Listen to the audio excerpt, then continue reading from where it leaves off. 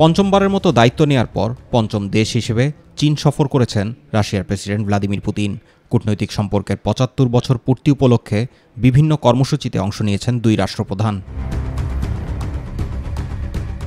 এ সফরে ইউক্রেন ইস্যুতে খোলামেলা আলোচনা করেন চীনা প্রেসিডেন্ট শি জিনপিং ও ভ্লাদিমির পুতিন। রাজনৈতিকভাবে যুদ্ধের সমাধান খোঁজার বিষয়ে একমত হয়েছেন দুই নেতা।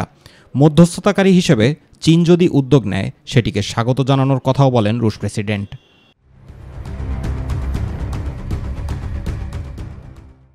এদিকে আলোচনায় বসতে ইতিবাচক হলেও বেশ কিছু বিষয় স্পষ্ট করেন পুতিন, যেমন আলোচনায় মধ্যস্থতাকারী হিসেবে পশ্চিমাদের মানবেন না বলেও স্পষ্ট করেছেন রুশ প্রেসিডেন্ট। অপরদিকে বিশ্লেষকরা বলছেন চীনকে মধ্যস্থতাকারী হিসেবে দেখতে চাইছে রাশিয়া, যদিও নতুন করে ওয়াশিংটনের কোনো নিষেধাজ্ঞা পেতে চায় না বেইজিং। আবার মিত্র মস্কোকেও নিরাশ করতে চায় না শি জিনপিং প্রশাসন। এমন পরিস্থিতিতে চীন কী সিদ্ধান্ত নেয় তাই এখন দেখার বিষয়। জুবাইর রহমান, মাই টিভি নিউজ।